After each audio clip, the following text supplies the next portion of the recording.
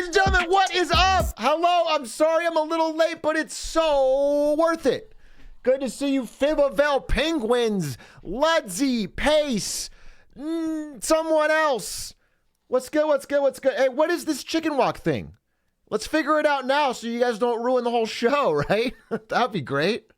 What is it? I don't know what it is. I don't know what Tusk is. I don't know why you've been spamming for a million hours. But I would love to hear about it. I'd love to do it. BB, Vash, what's up? Beginning. Good to see you. Fireflum. This Pop-Tart, thank you for the 8 months. Marty Mott, thank you for the tier 1. Give the Architect, thank you for the 2 months. Sorry I'm a little late today, but again, busy day. Busy day. Couple things I want to update on, actually. Pretty cool things. Redaptive, thank you for the what is this? You gave me a $1 and you gave me an Imgur link. Oh. Okay. Oh, I figured it out. Thank you for getting me to the bottom of this. Ladies and gentlemen, if you guys want to know what this spamming is all about, it is this. Somebody in offline chat redeemed the watch community reward for, is that 5 million channel points? Where's my camera? Oh, where's my chat? And it caused, quite a ruckus apparently. And so, as a man of my word, of course, we will watch an episode of Community. I have to pick a time to do it. I don't know exactly when, but we will. We'll do it. I'll watch episode 6 or season 6, episode 1. For sure. Shout out to Tusk Act 4 for saving up an absolutely. Let me look at his chat history. What kind of person saves up 5 million channel points? User Tusk Act 4. Okay, well, he's the kind of person that spams chicken walk. We will march dawn till dusk until Big A pows to Tusk. He definitely is cheering for his own situation here. A lot of that. Hundreds of those. I have a dream that one day on the red hills of Georgia, we'll be able to sit down together at the table of brotherhood. I think that's a Martin Luther King Jr. quote. I'm pretty sure you just stole that verbatim from Martin Luther King Jr. Not exactly a Tusk original. Chicken walk, a million of those. Yeah, a lot of that. The points were spent, chat. Whatever happens to me, we've already won. No. That's not how it works. I have acquired 5 million Atrioc coin through legitimate capitalism-based means.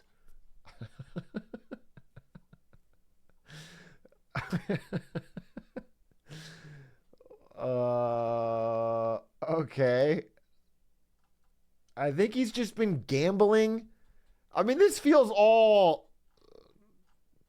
I think people have been tossing him legitimate money through gambling. This all feels coordinated as I read through his chat. I feel like Ludsy might be involved. This whole thing feels like insider trading of some sort. We need a full investigation. I'll put my best and brightest on it. But we will watch Community. I actually been wanting to. I think tonight is still House, though. But we'll see. Maybe I can do it. Maybe I can do Community. The thing is, I don't have season 6 ready to go. And I'd hate to slow things down since I'm already starting late. We will start Marketing Monday here in a very short amount of time. Let's say 8:45. All right, a little bit of time for warm up. I just want to see what everybody's doing. I had a couple things I wanted to show you guys that were not marketing related. So let's find those real quick so that I can. One of them was that fucking bars. That intro, dude. Pete and Boz gangster shit. Just two old dudes dropping bars. It was incredible. I saw like a clip of it on TikTok or something. And I was like, wait a minute, that was actually kind of heat. So I found it, and it's like they're incredible. These guys are just pure heat. What was the one line that really was like? What was it?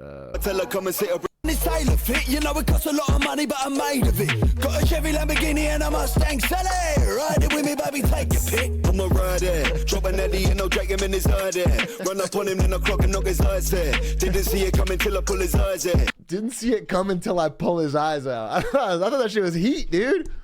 And they're just two guys that are like 98-year-old British dudes. That shows anything's possible, bro. The Northern boys are the same. I don't know the Northern boys. I'm learning it all. Glad to see your generation represented. Exactly. Yes. I was like, wait, is there any other fellow 90 octogenarians that can rap? Sindhu Sesh's Fire. I've only heard that one song. This is all very new to me. I just thought I'd play it because it was fucking heat. Big A, you need to see this. It's important. What is this? Anything important? Let's. Hey. What? Excuse me. What is this? Is it? Wait. What? Wait. What the fuck is this? Hey, Edward Glizzy Hands, Todd here. Sorry to hear you were diagnosed with glancer. You know, he's funny. You remind me of this old guy named Pierce I used to go to school with. He was like 130 years old. The only difference is you're broke. Yeah, actually, you're...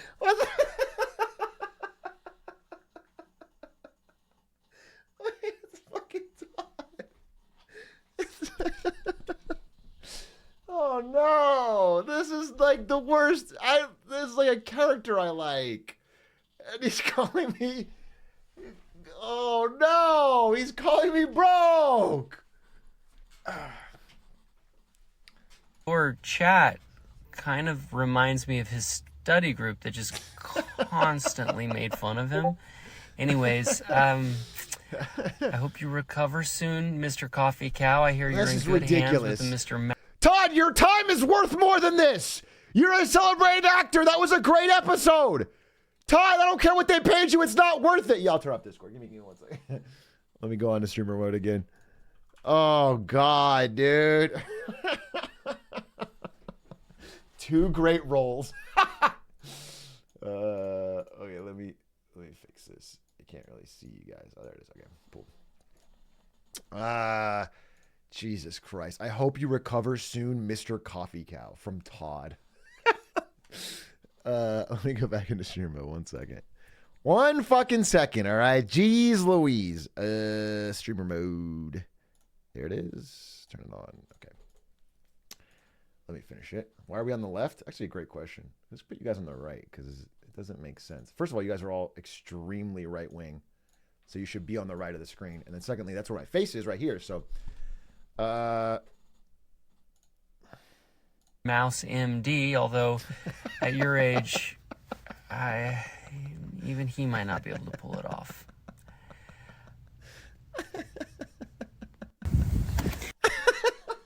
Todd, why?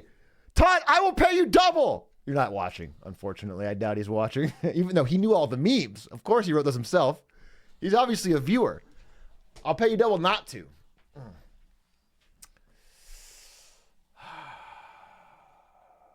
Which one of you in chat is Todd? Because he's obviously a big viewer. It almost looks like Atrioc is sitting, but you can tell by looking at the camera that he's on his tippy toes. Yeah. I'm actually jumping right now. I'm on a trampoline to try and get up to the camera height. We are all Toad. You can't even spell Todd. Bro, I doubt you're Todd. You can't spell it. You spell Toad. God, diggity damn it, dude. Holy fuck.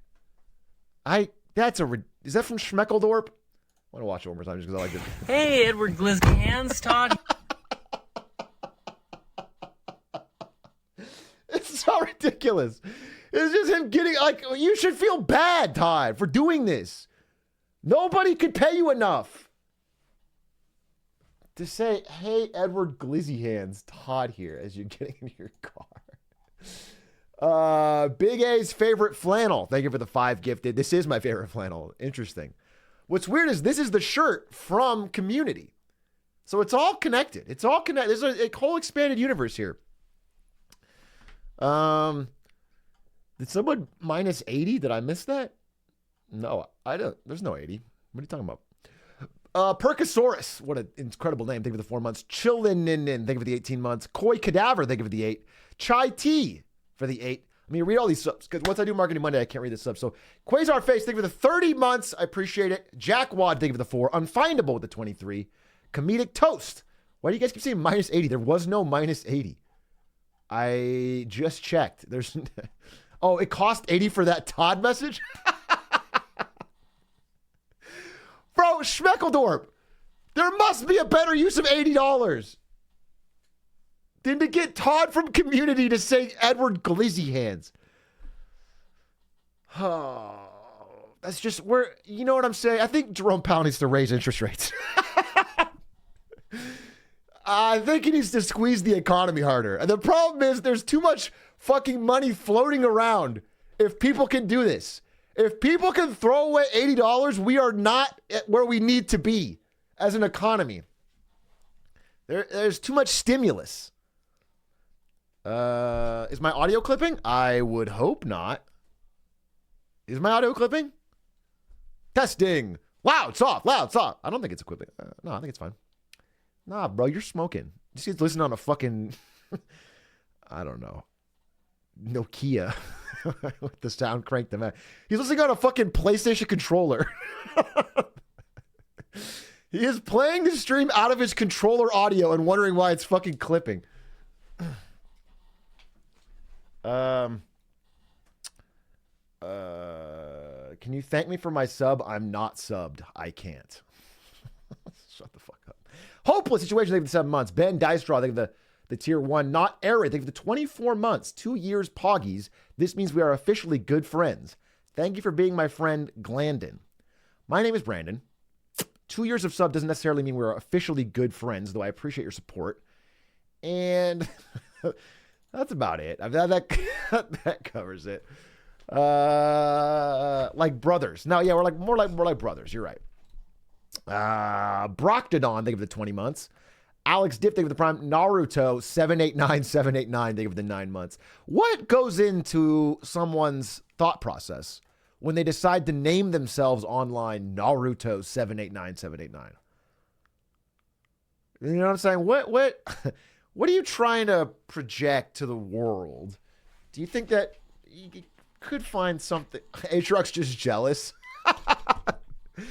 Yeah. No, I wish my brand was Naruto 789. I wish this was my YouTube channel and my Twitch name. Naruto 789 was already taken. Good answer. Good answer. No, good answer. That makes sense. Good answer. That tracks. Have you watched The Wire? Of course I have. One of my favorite shows. Peon Me. Thank you for the $5. Love your name. Very clever. Excite. Thank you for the 9 months. Spicy Bread. Thank you for the 33 months. 33. Appreciate it. Yeah, thank you all for the subs. Trotter, thank you for the 10 months. Today is Marketing Monday, wins and fails. We will go into it in just a minute. I'm supposed to start right now, but just getting a couple things out of the way. Is there anything I wanted to bring up? Any news I wanted to cover before I jump into... There's a couple things that didn't make wins and fails that I could mention. Like, for example, like 6 out of 7 games played in Russia is pirated. Ever since the war in Ukraine, I didn't really find a way to like wins and failsify this, but I just found this very interesting article, which is basically that since the games industry has been like blocking sales to Russia, they're just all, I mean, there's, yeah, 7 out of 10. 7 out of 10 players in the country are pirating. And the 7th is CSGO. That was interesting. Anything else? What else did I want to mention to you? Oh, this is so good. Wait. Dude. Okay. So check this out. So I went over into Linkus's chat recently, a couple days after I raided him, and he told me this, and I got a clip of it for you.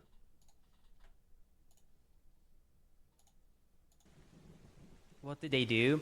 So I subbed, and he said, "Oh, thanks for the sub, Atrioc. Miss you, man. hey, did you remember what your chat did when you rated me? Like, did you see that? And I was like, no, what did they do? And so he said, this is what he responds to. What did they do? So, Drake, congrats I'm on guessing getting you back know into the meme because I WWE. didn't. Runs About time like to start the to climb. about glizzy hands. So basically, Chad was telling me about how you have glizzy hands and that it's a form of cancer. And I didn't know what that meant. So when Chad said that it's a cancer, because Chad was like, yo, did he hear what Atrioc got? And I said, I don't know. And they said he got glancer. And I said, what is that? And they're like a type of cancer. Because I had a heart rate monitor on because I was playing Resident Evil and I wanted to track the spikes when I got scared. I had a higher heart rate when Chad told me that than during any scare in the game. It went from 80 to 110 when I read that it's a form of cancer because I got so scared. And it wasn't until Chad was like, Chad saw that my heart rate got 100. What a good friend and what a bad chat. You cannot go around telling my friends I have glizzy hands cancer. They don't know the meme. He's legitimately scared that his friend has cancer. Which, by the way, what a fucking sweetheart. I love Linkus, bro. What a fucking good guy. You can't fake that, dude. His heart rate spiked.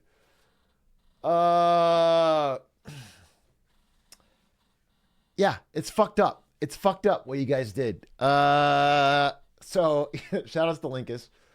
Don't give Linkus a heart attack, bro. I remember when he did that Hitman speedrun and it hit like 160 and then his tongue froze up and he he lost all blood to his tongue and he was talking like Arla. Do you guys remember that? That was so fucking crazy.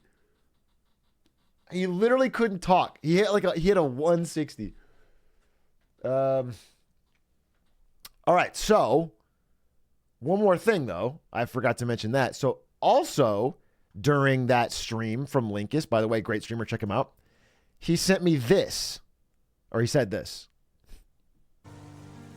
I would love, I'm not sure if you're okay with this, but I would love to return Hitman Horse. I mean it. Like, don't get me wrong. Hardcore is fun and Freelancer is fun, but I want to retire. I want to like unretire the horse. All right. I miss the good old days of Hitman Horse. Build a stage in 30 minutes and then run it. I thought that was so fun. Hitman! Dude, it cuts off. What a terrible cutoff. Oh, what a terrible cutoff. And I didn't even get to hear him say horse. Wait, I got to listen to it. I would love, I'm not sure if you're okay with this, but I would love to return found that I kind of liked. It's not an expensive brand. Horse. Build a stage in 30 minutes and then run it. I thought that was so fun. Hitman Horse. Anyway, my response was, I'm sending this to a Spectacore like the fucking bat signal. So I did. I sent this fucking clip to a Spectacore. I'm trying to get the fucking squad together. So yeah, we'll do one this week, I think. I think we'll do it this week. That sounds hype. Shout out to Linkus. Love that game. By the way, speaking of Spectacore, one more thing. Last thing, and then we go into wins and fails. So I think a Spectacore is one of the strangest humans I've ever met in my entire life. Just a truly brain-rotted Canadian child. And I was speaking to him on Discord, and he sent me the following message, all right? I'm trying to show it without showing anything else, so I'll just show this. Okay, here it is. He sent me this picture and said, I have damaged my brain irreparably. Now, try to tell me what's funny or interesting about this picture. Can anyone in chat guess? As far as I can tell, it is a picture of tortellini.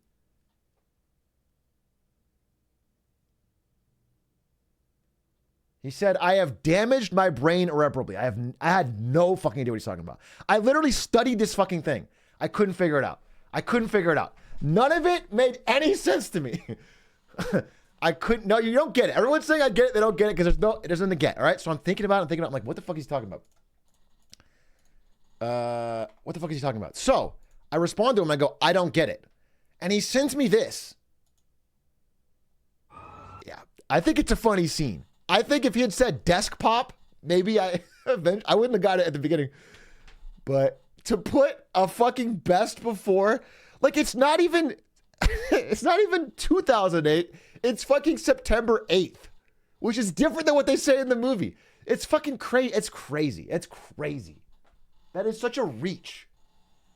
Okay, sorry, I've delayed for too long. Ladies and gentlemen, on that note, both Linkus and Spectacore, insane.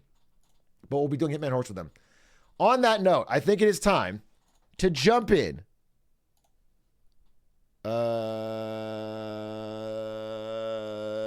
to a segment of the show that we all know and love, but requires a certain specific action from those in the audience. And it's not a hard action, but it's an important one. And that is to look up at the screen, find which part of it identifies with you, and then shout me when that part exists. Ladies and gentlemen, welcome to Marketing Monday. Fuck. Ladies and gentlemen, welcome to Marketing Monday. Ladies and gentlemen, welcome to Marketing Monday. Welcome to Marketing Monday on July 31st, 2023. This is a part of the show called Wins and Fails, where we go over all of the wins and fails in the last week of marketing and business. And guess what? Today, I am proud to say we have a return of the all-time, undisputed Marketing Monday GOAT. The GOAT of Marketing Monday. A person whose very jersey and name hangs in the rafters of this institution. A person this show was built on. I thought he was out of the game. I thought he was done, but he's back in a major way. Ladies and gentlemen, Sam Bankman-Fried is not down. He is not out. He is back in the news. Sam Bankman-Fried, you thought this guy was taken down when FTX imploded. He was arrested. He was extradited from the Bahamas to the United States, put under house arrest. The judge took away his laptop and his phone and gave him a flip phone. And still, this man is finding a way to get it done. Starting with intimidating witnesses. Let's go, baby. He is so back. Already, he's worried about his upcoming trial where his ex-girlfriend, Caroline Ellison, is set to testify against him on many counts of fraud.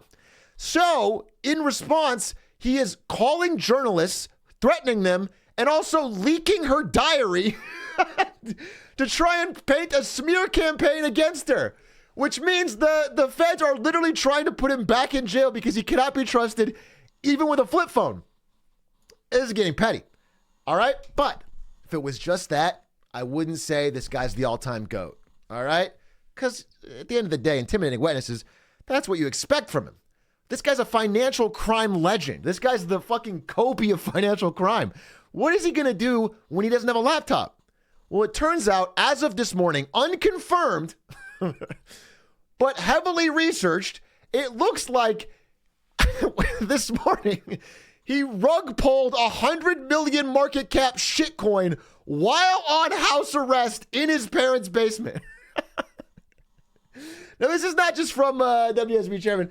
This is from multiple websites that are confirming. There was a token called the Bald token. So I was very interested, right? Because I wanted to invest, understandably.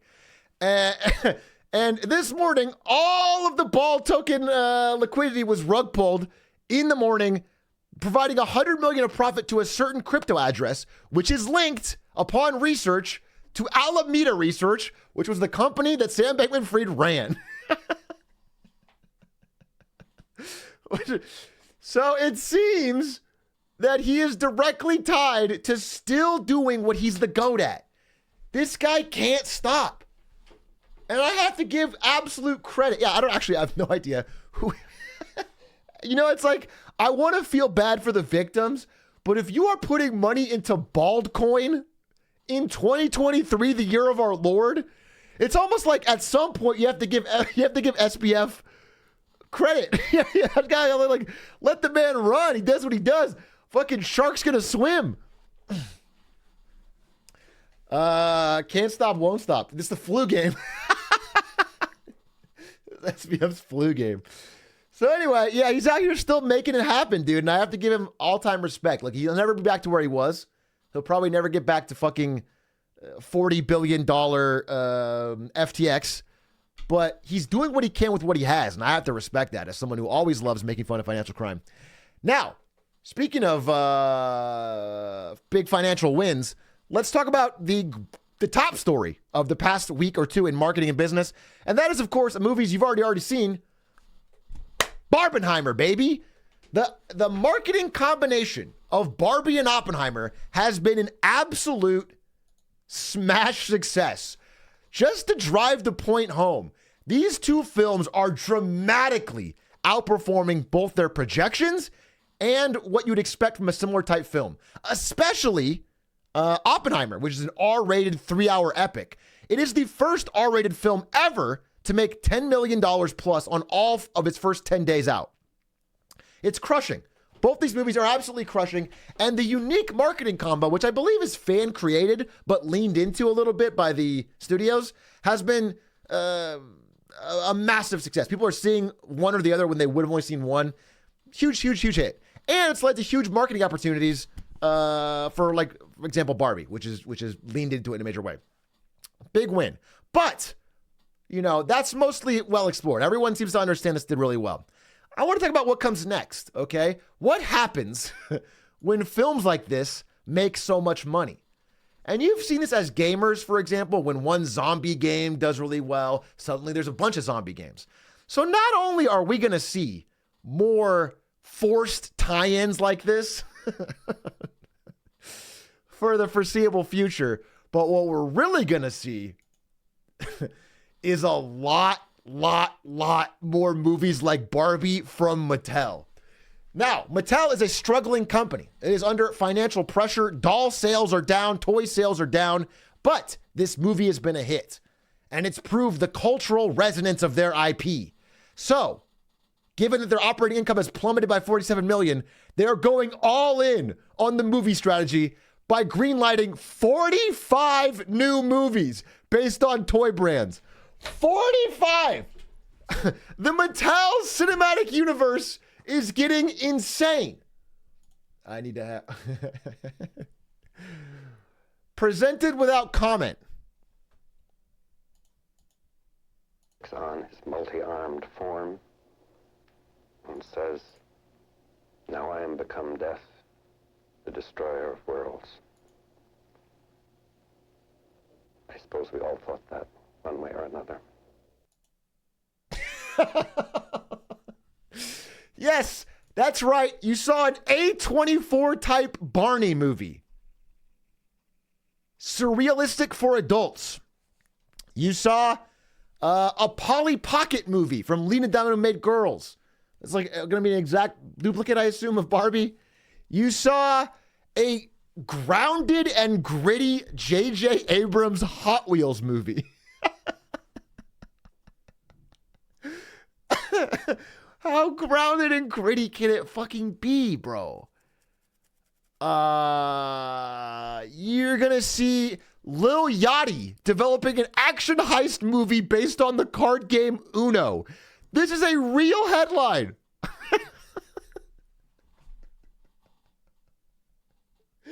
The studios are desperate. They're desperate, bro. Well, Hot Wheels isn't enough. They got a Matchbox car movie from Mattel. They're doing Matchbox and Hot Wheels at the same time. How are these? How different can they be? How different can they be, dude? And of course, that is just 4 or 5 of the 45 coming, including Wishbone, Magic 8 Ball, Viewmaster, American Girl. Viewmaster, those little things you can. Masters of the Universe, Major Matt Nelson, Thomas the Tank Engine, Rock'em Sock'em Robots. All of these are getting live action films as part of an all-in marketing and spending blitz from Mattel to get their toys back in the good graces of the viewing public and to build some sort of Mattel cinematic universe. Now, have I heard this idea before? Yes, in a million different bad ways. Have I heard this idea before for toys, though? Yes. Yes. This already happened in the 2010s when Hasbro tried it after G.I. Joe was a success, and it was a total flop. Does anyone have a memory of more than a goldfish in the fucking business world? I do not think this is going to work, but they're going to spend a bunch of money anyway. Remember the Battleship movie? With Rihanna on a battleship fighting aliens for some reason? Oh, God, dude. We're headed for a disaster. But the bigger story and the bigger win in the world of studios and Hollywood is that of the strikes by the Actors Guild and the Writers Guild. And I wanted to find out what was going on, so I went to the greatest writer striker of all time, George R.R. Martin. A man who knew the strike was coming, so he set out on strike 10 years ago.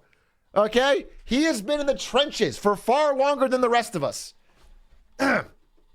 And he seems to think this is going to be the longest and most bitter of all the strikes he's seen in his long career. And has suspended his own shows that he's worked on, including House of the Dragon Season 2. And believes that this strike is the most important of his lifetime, which is why he's been preparing for it for so long. And I give him great credit for that. And I looked into it. And so recently, the SAG-AFTRA, the Actors Guild, sent a list of demands, basically like a rejected contract. And if you read through, it was sent back with point-by-point notes and rejections by the studios. And it's insane, the number of things they're rejecting. Basically, the entire contract looks like this, which is on the left, a list of like fairly reasonable demands. And on the right, it's like rejected, rejected, rejected. We'll do it for half. Rejected, rejected, rejected. So like just for example, like union minimums, rest periods, protections for minors, rejected.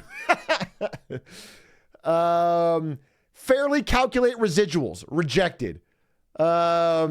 Require more specificity in the information provided in connection. Like just be like, give us actual concrete info on like how much our shows were viewed and like what we earned in residuals. Tentatively agreed to a whittled down version. That's like the only agreement. Rejected, rejected. Increase the penalties for not providing meal breaks. Rejected. The studios will not even agree to increase the penalty for if they don't provide the mandated meal breaks, which means they're planning to not provide the meal breaks. It's crazy. I mean, it's crazy. So, at this point, it's tough to say what's going on. But the main demands in this very long document are as follows. So the main one is this one, which I think it's getting a little cut off. Let me see if I can show it. It's new media revenue sharing. This is like probably the most important singular demand in the SAG-AFTRA demands, which is that actors and the cast can share in the revenue generated when their performances are exhibited on streaming platforms. Right now, if a movie or a TV show or whatever is put on streaming, they only get the upfront flat fee and nothing if the movie does well. There's no way to know how well it does. There's no way to get any residuals, nothing. There's no way to get any success if the show you write or act in does really well. And which is not the case for all of previous Hollywood. Like for previously, if movies were successful, you could make more money. Now you can't for it. And so the reason that studios really are not going to budge on this point is multifaceted. But if you look into it, one of the main things seems to be, not that they're afraid they'll have to pay a little bit more, but that they're afraid they'll have to release the streaming numbers. Because right now, every TV show and movie that is streamed on Netflix or Amazon Prime or HBO or whatever, they can hide how much it's viewed. And if it's a big success, they'll tell you, oh yeah, it was a big success. And if it's not, they don't have to tell you that. They do not want to release the real hard numbers. All of that data is hidden and is carefully manipulated. And you could see with a show like, for example, Amazon's Lord of the Rings, which was announced as having broken a great viewing record. It's breaking all records, the biggest premiere in the history of Prime Video. It's amazing. But was actually viewed by like 30, like most people didn't even finish the first fucking episode, let alone the show. It's actually pretty much a colossal flop. But if they have to release those numbers, it could be very bad for their stock. So a lot of these companies are much more concerned with projecting the image that everything is going well with their big high-profile spending than they are about actually paying the actors and writers. That's a smaller budget item than them than keeping the narrative going to Wall Street that everything is going well. So And also, a second aspect of that is that the hard truth of it is Netflix might spend a lot of money to get like Martin Scorsese to make The Irishman for Netflix, but The Irishman doesn't get viewed that much. So they spend a lot of money. It doesn't get viewed that much. It's fine. They get to hang out with the high profile, biggest directors. It's good for their image. They feel good. But the thing is, if they spend, let's say, $20 million getting Scorsese to do that film, and then someone else, a low budget director, makes The Kissing Booth 3, and this gets viewed like 40 times as much as The Irishman, that guy's going to ask for a raise. And they don't want to give him a raise. The problem is all of these trash movies that get massive viewership on Netflix gets to make them for very cheap because they don't tell the directors and the actors behind it that it's doing very well. They can say, yeah, it's a trash movie. We'll pay you a little bit and then go on. But actually, these movies crush. And people that make them deserve to get paid more because this is what the audiences want to watch. And so all of this is part of their secret plan to keep all of this stuff hidden so they can avoid paying what people are actually worth. And I think that's interesting. So who is going to help us win this fight? You know, I mean, this is a pretty important struggle. I think it has larger impacts for all of labor unions. It's very high profile. And I want to give credit where credit is due to one person and one iconic line. To an extreme mana. Because Dwayne The Rock Johnson did step up. Oh, sorry. All right. Dwayne The Rock Johnson did step up, bro. I have to give credit where credit is due. He jumped up and made the largest single donation they've ever received from anyone to the SAG-AFTRA strike support, which provides, money for food, rent, and housing for all of the striking actors so they can keep the strike going longer so they have a better chance of actually winning. And that's pretty cool. Even though, I have to say, just to be fair for the reporting, it was recently released that he makes $1.7 million per Instagram post. So the amount of money he donated is something like, I don't know, 9 or 10 maybe Instagram posts, which is still, okay, it's still a huge amount of money. Don't get me wrong, but the amount of money he's making is so much that it's not as impactful. But we take those. By the way, these are the top 6 highest paid Instagram stars per post. Cristiano Ronaldo makes $2.4 million per sponsored post. That's insane. Selena Gomez, 1.7. Kylie Jenner, 1.8. Kim Kardashian, 1.6. Insane. Now, my other hope of winning was a big internet meme called Tree Law. Because as we discussed in a previous Marketing Monday, NBC Universal cut down all the trees where everyone was striking so that there would be no shade. And everyone got pissed and said, we're going to get you on Tree Law. It turns out Tree Law is a bit of a meme. Despite millions and millions of views on videos about Tree Law, they basically got him for a $250 fine for unpermitted tree trimming, which is not really going to take down NBC Universal. But every dollar counts, all right? One day. It adds up, baby. It adds up. That's a little bit of red on their balance sheet. So no success on Tree Law. But hopefully we see people that follow The Rock's lead. Again, there's many high-profile actors that have some money to spare, and hopefully they can make this strike last long enough to make it painful for the studios. And it already is looking like it is, okay?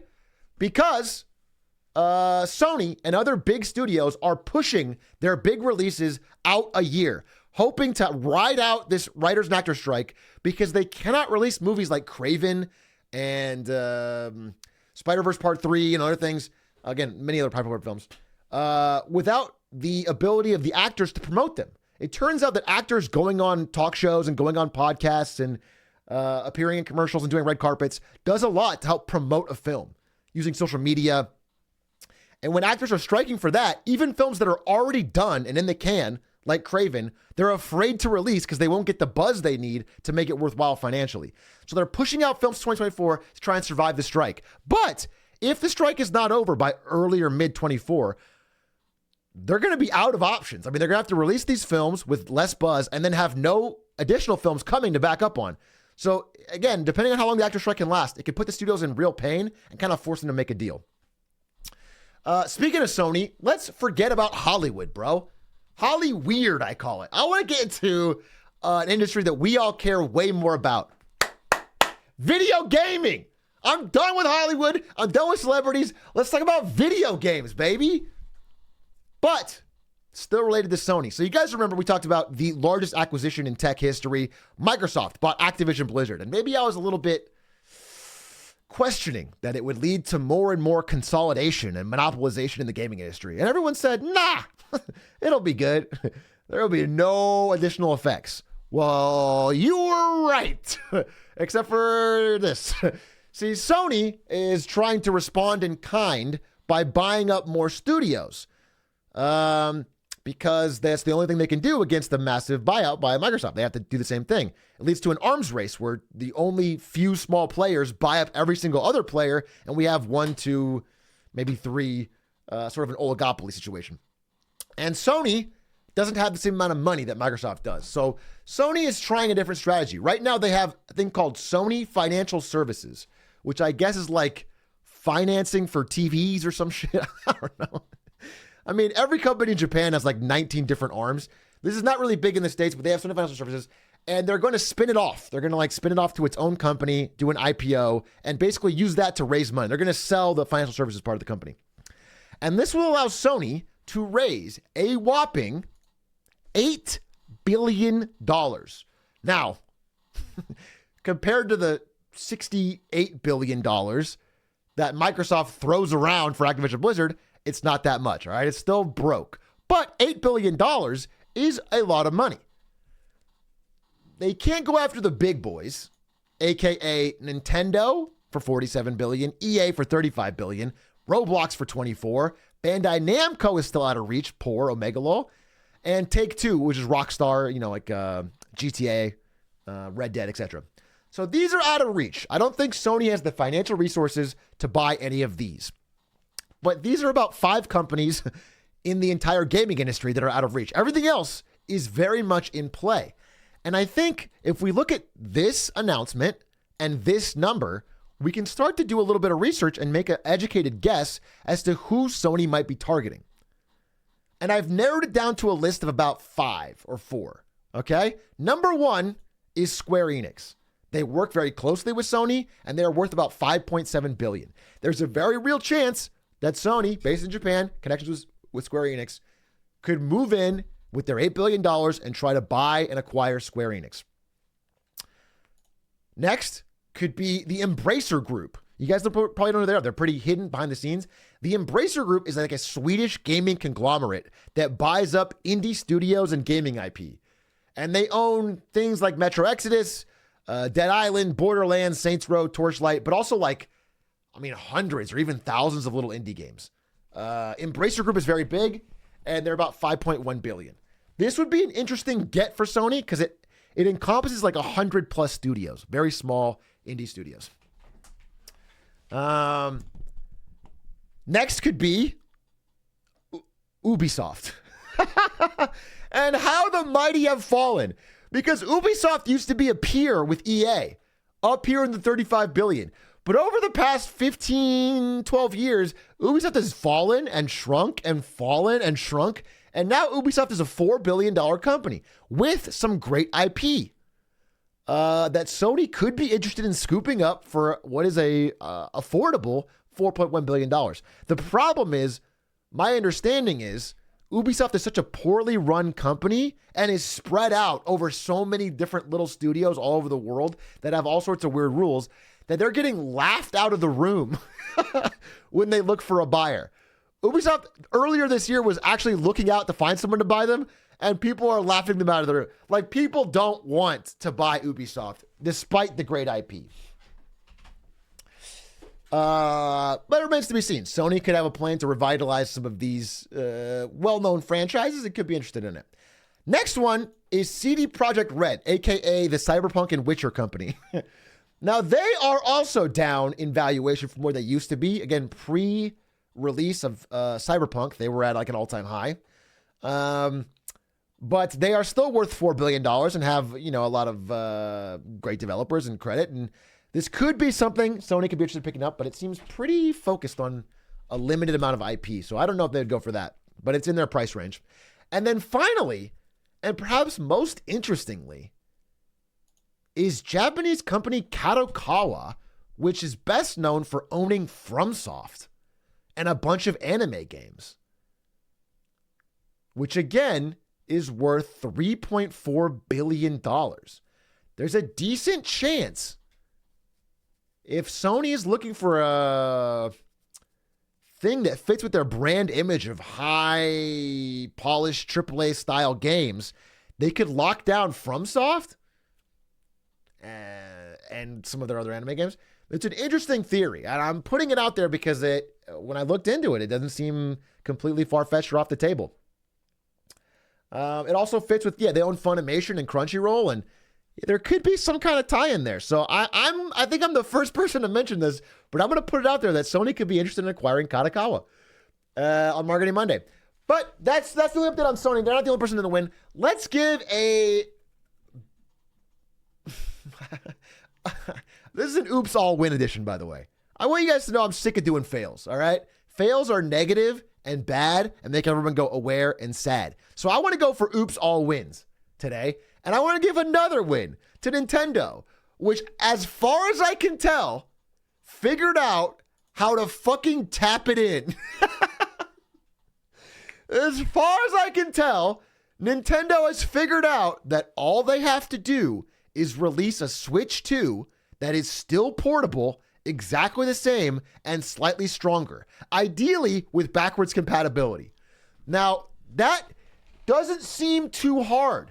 But we all know Nintendo, and they always follow up a good console with a terrible one.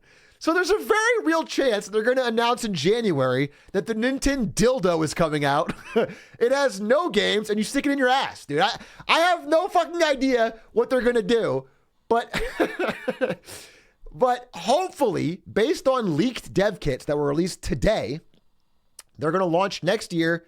They've already got studios working on games. And it's going to be similar to the last Switch. Again, increased storage. Now, the main bit of detail that is not yet confirmed is backwards compatibility. Nintendo wants to do it because it'll convert more Switch users. Basically, if the Switch 2 is backwards compatible, people are more likely to buy it. But all the third-party devs are worried because if the Switch 2 is backwards compatible, everyone's just going to buy Nintendo games on it again. They'll just buy Animal Crossing again, or they'll do, you know what I'm saying? And they're not going to buy any third-party games, which is something they're really scared about. So it's going to come down to this. I mean, the third-party devs are arguing they shouldn't be backwards compatible or it should be limited. Nintendo wants to do it. I don't know how they're going to resolve that situation. Probably they're going to do it. I think Nintendo has never really cared about third-party devs, and they're not going to start now. They're just going to keep making Nintendo games and selling them. So I don't know, but that's where it's at. So I'll give a win to Nintendo for that. I'm sorry. I lied. I lied when I said all wins. I have to give one fucking fail. I have to give one fail, and it's a serious one. It is a serious one, so get ready.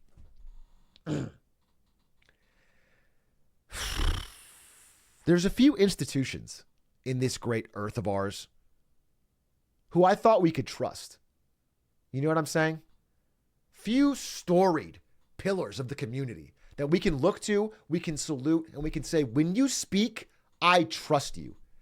And it pains me to say, it hurts me to say, that one of them may have lied. Ladies and gentlemen, Taco Bell may be doing false advertising. Taco Bell, the ones we know and love, apparently might be overstating the amount of meat in a Crunchwrap and a Mexican pizza in their ads. And the video evidence is damning. On the left, you'll see the Crunchwrap Supreme advertisement. And on the right, you will see an actual Crunchwrap Supreme received by a customer. This is a class action lawsuit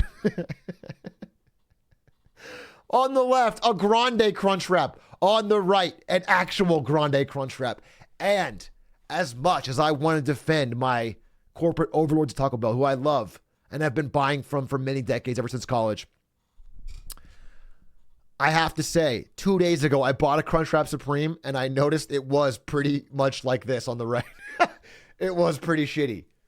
It actually was really fucking thin, and it really sucked. I was actually kind of mauled. And so to find this out is powerful evidence, especially because fast food restaurants across the board have a lot of incentive to do exactly this right now.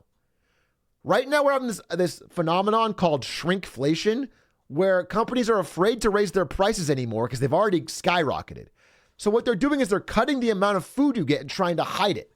This is a huge thing happening right now, and the pressure for it is getting immense. And so everything they can do to try and find a way to give you slightly less or reduce the quality, they're going to try to do.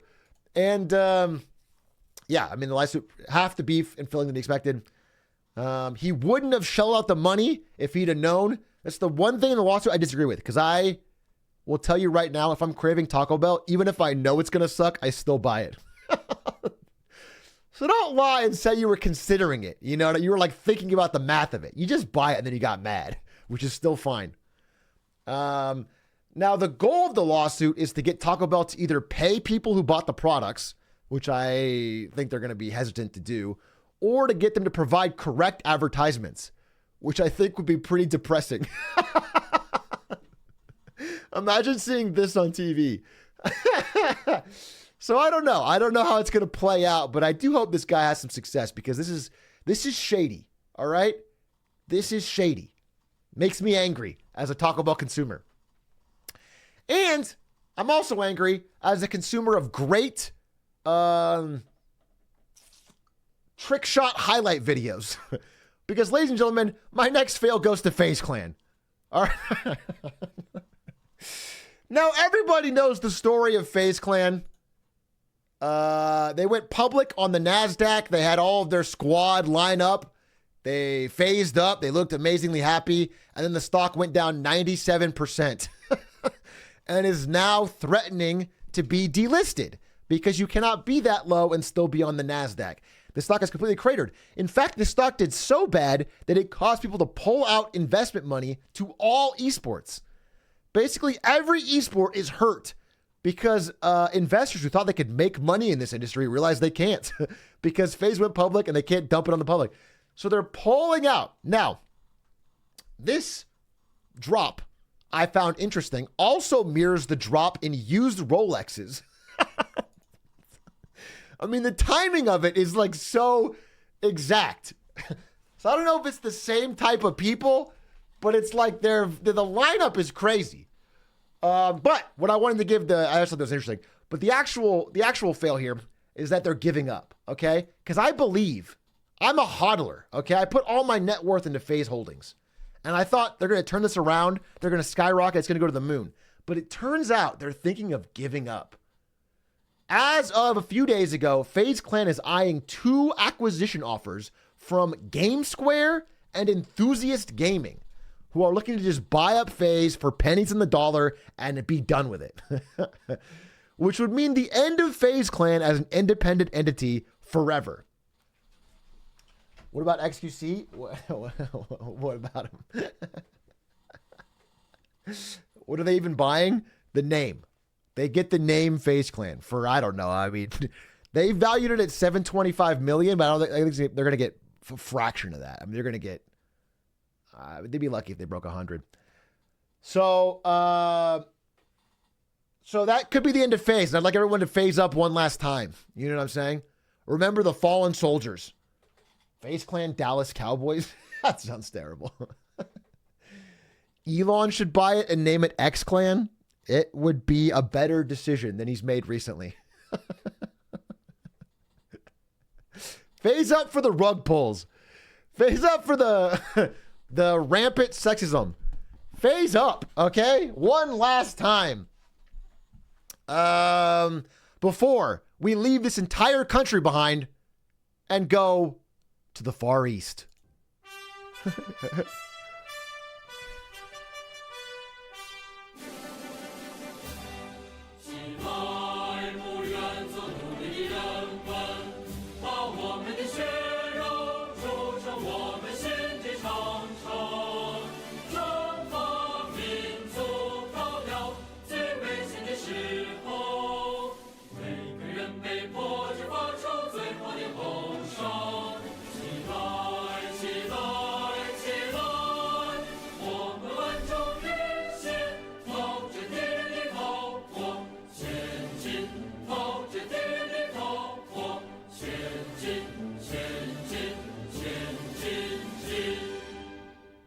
我在北京。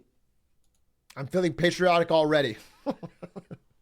But was that Beijing a segment about what's going on in China? And I have to say, there's obviously been a sort of semi-new Cold War brewing in this multipolar world between the U.S. and China.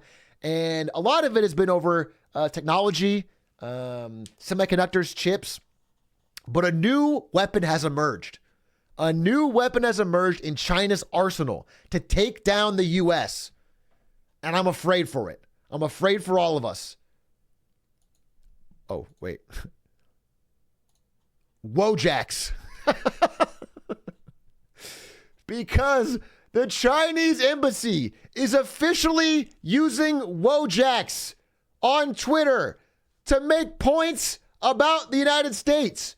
This is absolutely a cultural victory.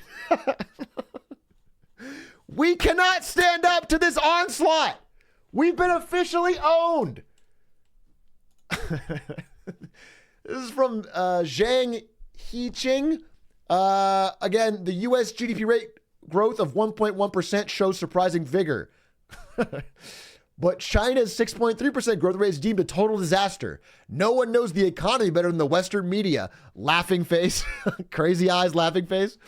Holy shit, dude. Owned. We're getting owned. We're getting owned on Maine. Sir, the Chinese embassy officials are posting Wojaks in the state-sanctioned media reports.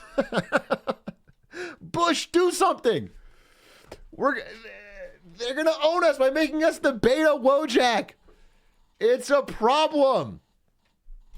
And this could be a problem for us, but there are some problems of China's of their own. Namely, I want to talk about the birth rate situation. I mentioned this after last week's Marketing Monday. I did a little post-show thing on demographics. But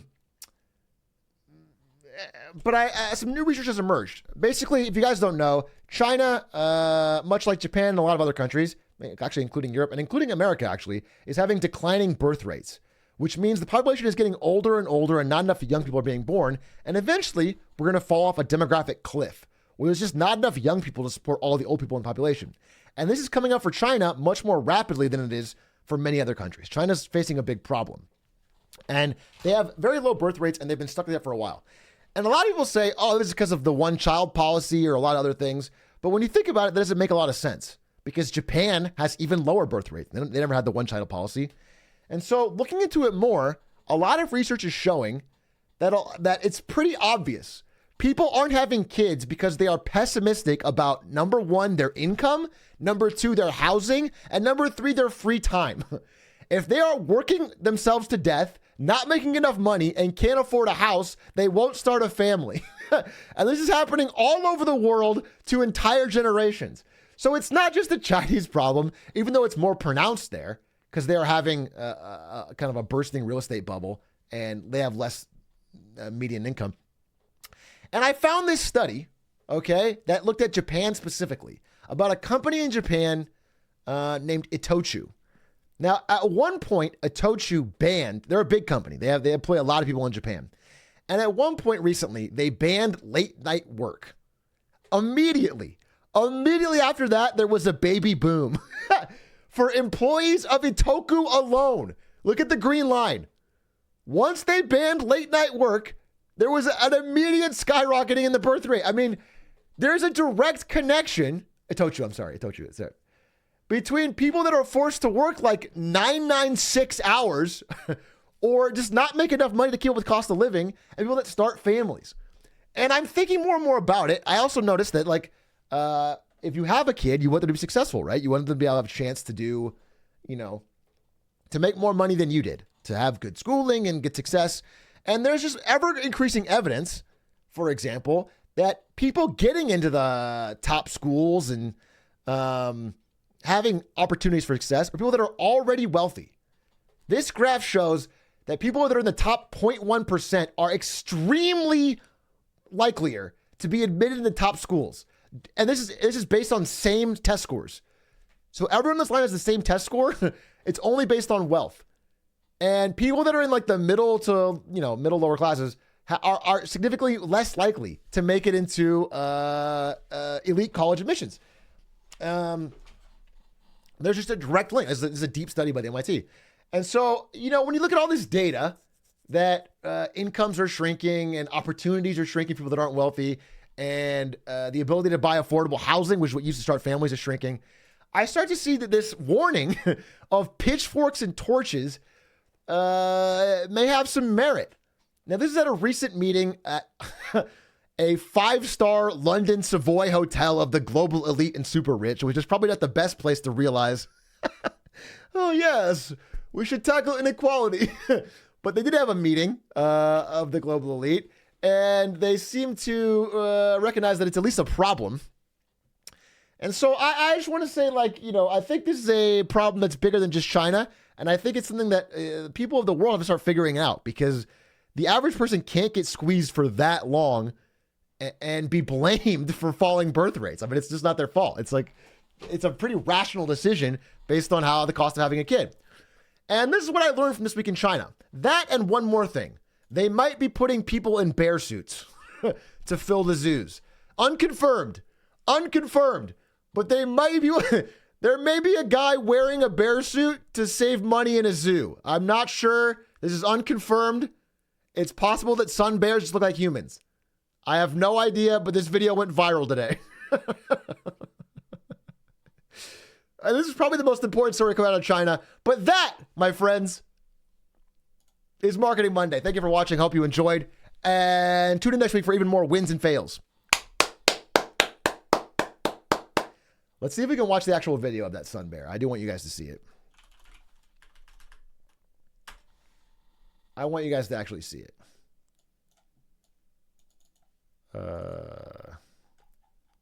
Let's see. Sun bear human. Chinese zoo forced to deny bear is a human in costume. Is there a better?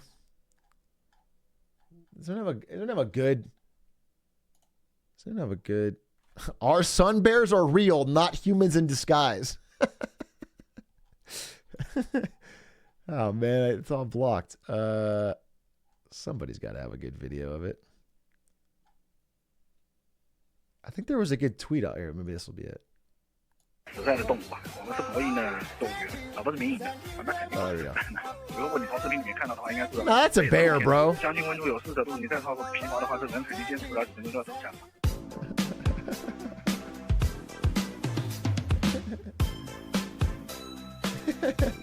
That photo looks like it, though. This photo is definitely like a dude in a frumpy bear costume.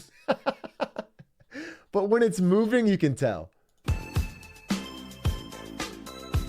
My man is stanced up. Yeah, he does have quite a stance, dude. I am impressed.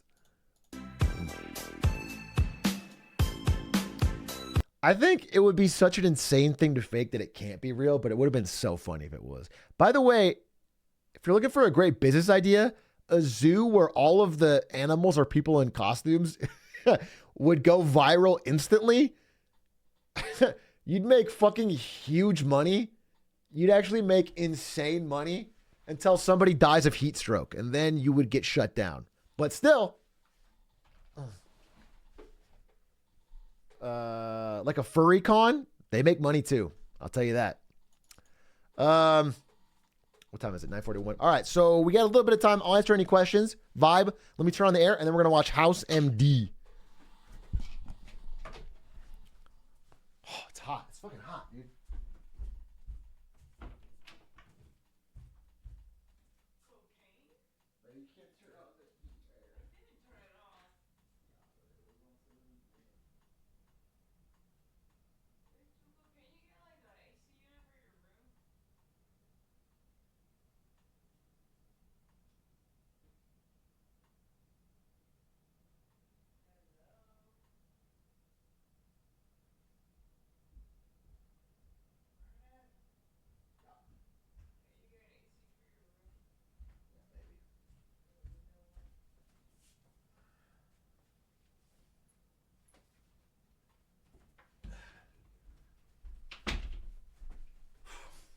All right. Hulk mode on, dude. Hulk mode on. Anyway, that's what was going on. I thought the Mattel stuff was insane. 45 movies greenlit is so... I mean, just... What are the odds they're not 80% flops? What is it with bro and eating the sloppiest slop? What? Why do you roll your jeans up so high? Because it's so fucking hot in here. Thank you for the subs, by the way. It's Panda, SPXS, Stormity-2, Park B. Thank you for the 17 months. 17 months of no hoes, but at least have a great idea for a zoo. Okay, well. There's only so much your streamer can do for you, okay? I can't give you hoes, okay? What I can do is give you great zoo ideas. I'm trying my best. And if that zoo is a hit, you're set. Did you see the video of the guy presenting? Yeah, there's a guy who pretended to be like a fucking border collie. He spent like $20,000. We're watching House today. I'm telling you right now, I'll watch Community. I don't have a fair warning. I haven't set everything up. I'm going to watch House. Watch Community tomorrow. Why do we not watch Community anymore? I was saving it for the movie. The whole point... Actually, isn't there an episode we skipped? We'll watch that one. We will watch the Community episode that we skipped. Because I want to watch season 6 as the lead up to the movie. That's my plan. That's the whole point. I wanted to like be ready to go whenever the movie comes out. But we're not watching that tonight. We're watching House. People are more likely to watch House. It's more fun. And I think...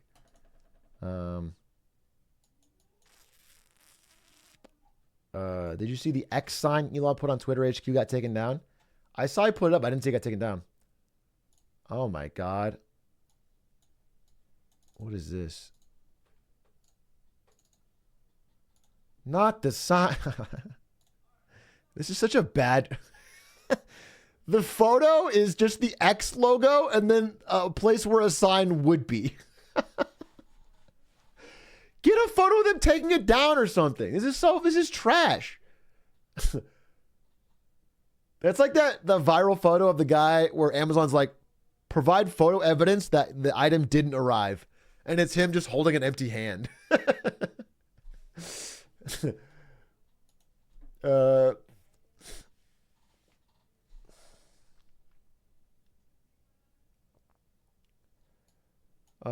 Sony spent $3 billion on the guys who make Bungie. Yeah, that was before the $8 billion raise. That's an already done acquisition.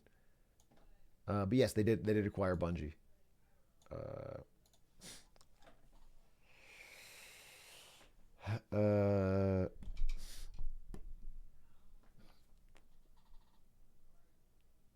Atrioc, do you think the Twitter X Lite was a cheap marketing stunt to get a bunch of negative news articles out of it?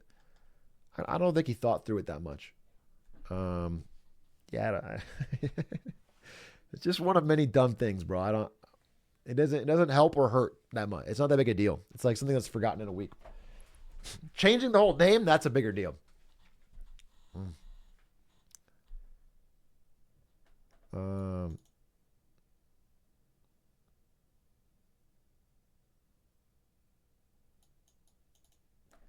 Genuine marketing question I've been thinking about recently.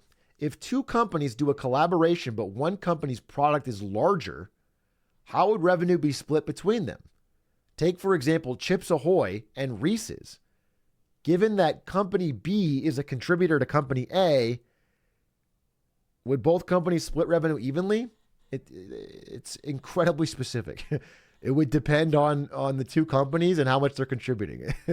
But yeah, it's going to be a deal they both agree to. There's no rule for it, that's what you're wondering. They don't just do the fucking collab rule and split it 50-50. They just split based on how much they contribute.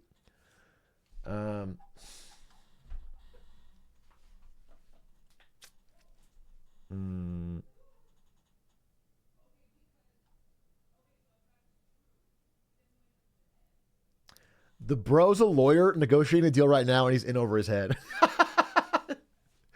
The dude's got the recent CEO breathing down his neck to get those numbers in. And he's like, fuck, I don't fucking know, bro. Well, I don't know what the fucking split. Do you know that the iPhone... Wait, on the iPhones, the app is still named... Wait, what? Twitter? Oh. Oh, yeah, because the App Store requires all apps to be at least 2 letters long. You can't have a 1-letter app. So it's still called Twitter on the iPhone, on the Apple App Store, because they have to figure out what to do. It's going to be fucking XX or something, dude. Or X underscore. It's going to be something fucking stupid. Or they'll probably find a way to negotiate with that when they're big enough.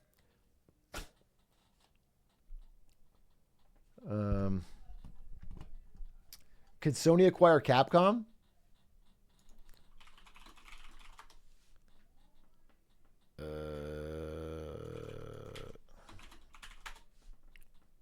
Yes. Yeah. Capcom's a $1.8 billion company. They could do it. No, wait. I'm sorry. They're actually an $11 billion company. They're actually out of the range. I'm sorry. They couldn't. They're an $11 billion company. They are just out of the range. I converted from euro into USD instead of Japanese yen into USD. Couldn't do it. I mean, maybe they could reach for it, but I think based on the numbers they're looking at, I mean, Sony's already in debt. I don't know if you guys know, but Sony already has like, let's see.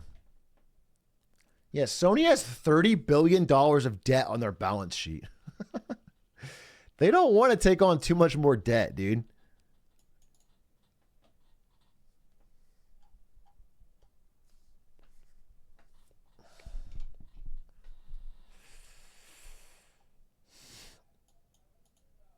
Sony needs to buy Apple. That's a great idea.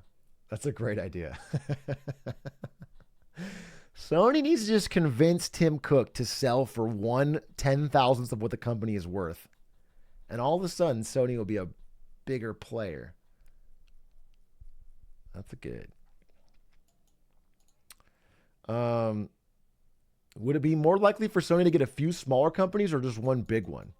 Well, Sony generally already buys a lot of small companies. Sony's previous strategy was to buy smaller studios and try to lever them up to make a big AAA game. And they've done that pretty well. It's been a good thing for them. But it's not big enough to compete with, massive studio acquisition by Xbox. Like just a $70 billion buyout is something you have to respond to. And so they're going to try and buy somebody big, I think. I think that the shareholders will demand a big response. Why would you include Nintendo being acquired by someone? That shit would be shot down in courts frame one. The courts don't understand shit. The courts don't understand shit. As evidenced by the fucking last trial, the judge doesn't know what the fuck's going on. They don't know the difference between Nintendo or anyone else. And if the right company came along and had the right pitch, I would never ballpark it out. I would never say frame one shot down. Sony couldn't do it, realistically, but I don't know. Apple could or something.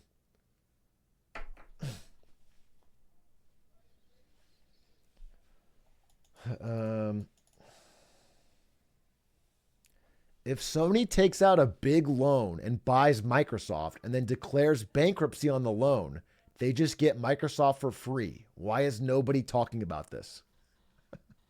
Holy fuck. Holy fuck. Just get a $2 trillion loan. There's no bank on earth big enough, except for the Federal Reserve. So you'd need to get Joe Biden's approval. But if Biden's down, you could get a big enough loan to buy Microsoft, then do a little bankruptcy gambit. How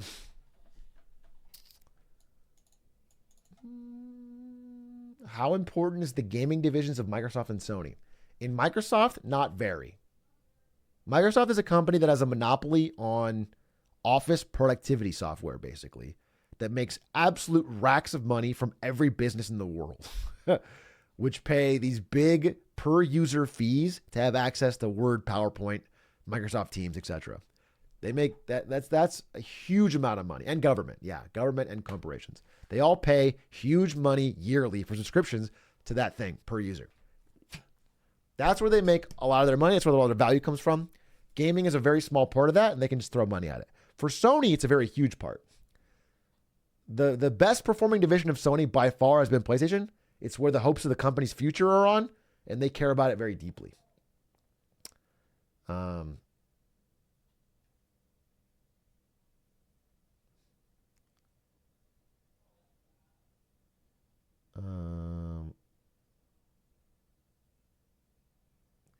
I work at a Sony gaming studio, and it's ironic we use Microsoft Office. It's not ironic. It's just that they have a monopoly. You know what I'm saying? It's like Spotify is like, it's ironic we have to sell our product on the App Store, which has a direct competitor, Apple Music. It's not ironic. They just, that you have to do it because they have a fucking, there's no competitor. It's expected. Everyone does it.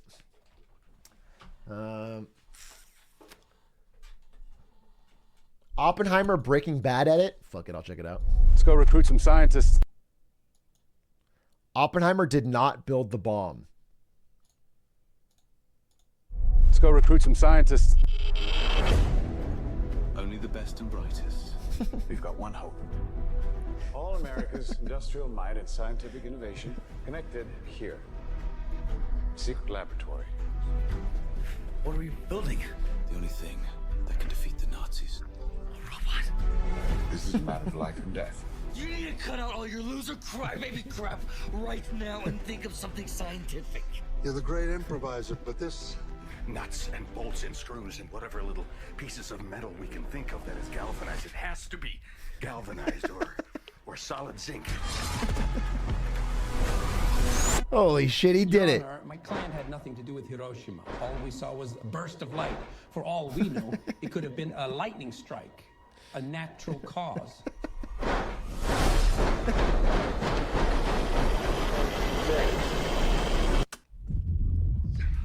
Whoa! Damn, man, look at that, look! Yeah, science! My name is Walter Hartwell White. This is my confession. The bomb that he used was built by me. That's the Breaking Bad edits are undefeated. I don't know why they go so hard and spend so much time on it, but it did work. There is a scene in Oppenheimer where he's talking to Heisenberg about his ranch in New Mexico, which is very clearly a Breaking Bad reference, okay? Not historical fact. A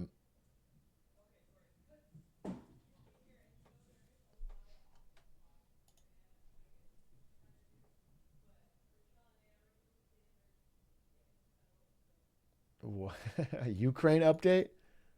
There's a dude, a man living in Sumy has been hiding in an abandoned Russian T-80 main battle tank in his yard ever since the Russians retreated from Kiev. The man wanted to keep the tank as his war souvenir. Giga chat, dude. You should be allowed to do that. If Russians drive a tank through your yard and then leave, finders keepers, bro. You get to keep that tank.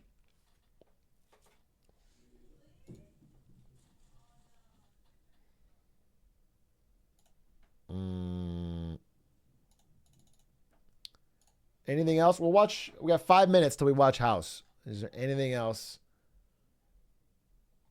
worth talking or any questions? New strike. What is this? Oh yeah, I heard about this. Ari saw this when she was at Comic-Con. A lot of the hotels at Comic-Con were having problems because people were flooding in for Comic-Con, but there was a hotel worker strike. I don't know how it played out. I guess it's still alive. Yeah, I mean, there's just a lot of labor movements going on across the country.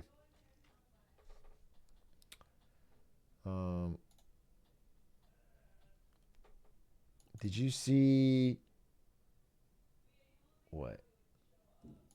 Any idea when you're going to try Jedi Survivor again? Probably not anytime soon. It ran so badly on PC. Maybe it's better, but what is this? Pop Crave?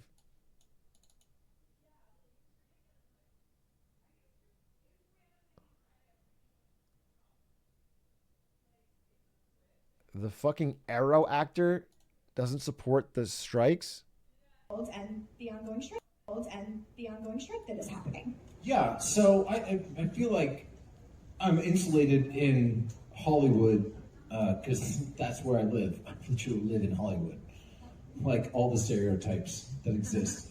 So I feel like a lot of people in this room aren't aware of the strike. I support my union, I do, and I stand with them. Okay. I do not support striking. I don't. I think that it is a reductive negotiating tactic. Okay.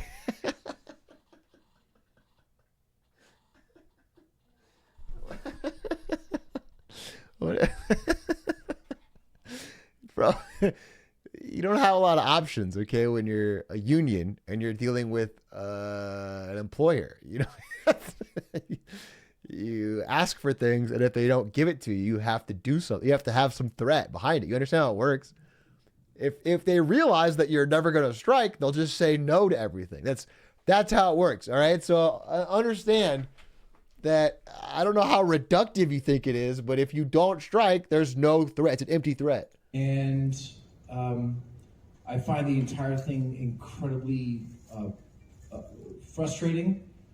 And I think that the thinking as it pertains to shows like the show that I'm on that premiered last night, I think that is... Woo! I think that it is... I think it's myopic. He's also doing a promo. The one thing is, I think he just wants to promo his show, dude. This motherfucker just wants to promo his fucking show and is mad that he can't. And he's sneaking it in to this separate interview. You stupid fuck. Yeah, you know, I think strikes are great if you do them 3 months after I'm done doing press for my show and I get to talk about it and go to red carpets. Dude, it's funny to end the clip with the obvious reason why you think that. Like, at least make me search for it to find out your show came out yesterday. Don't just say it in the middle. The top comment is he's coming. Ron Perlman's gonna beat your ass, dude. You better fucking watch out. Who is this? Just an actor on Arrow. Green Arrow is super pro-union. Him taking this stance is ironic as hell. Green Arrow, the Marvel superhero, or is it DC?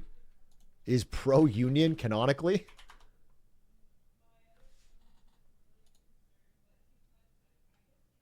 I'm searching. Okay, I looked at the Wikipedia article for Green Arrow and I searched for union and saw nothing. I don't think this guy has been written as being canonically pro-union. I think he's written to look like fucking Robin Hood.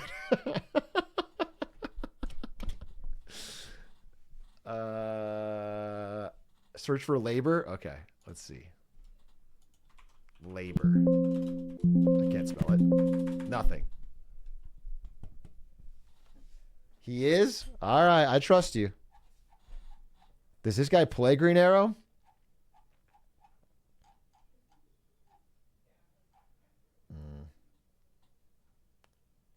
Interesting. Yeah, it doesn't look like he's living up to his character's names then. Search for billionaire? All right. Billionaire. He's a billionaire. I'm sorry, he's a billionaire? How fucking... How fucking pro-union could he be, bro? He's a playboy billionaire turned vigilante.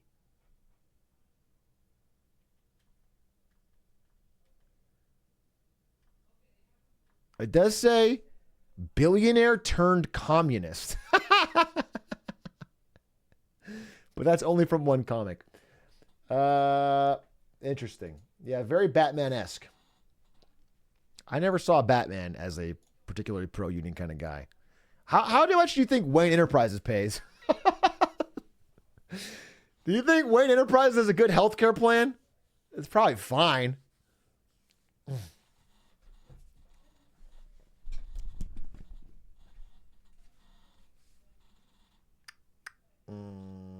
Minimum wage, no benefits.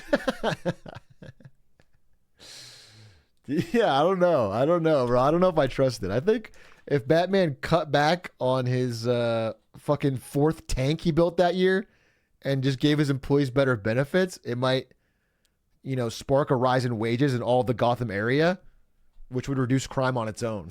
But that might be less fun for him. All right, 10 o'clock. We're going to watch House.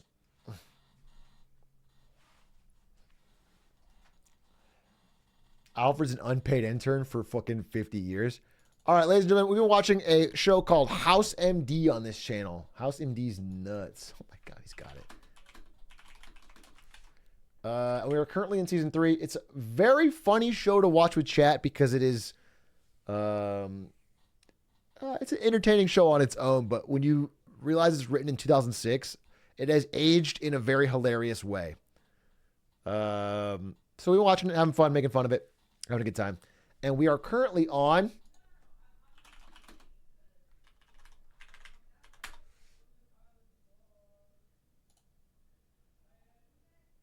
no, not before 9/11 because it's 2006.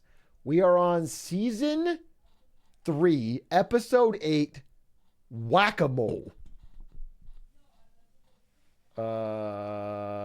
Which should be pretty funny. The last one we watched, K Sarah Sarah, was amazing. That was a very interesting, funny episode. So,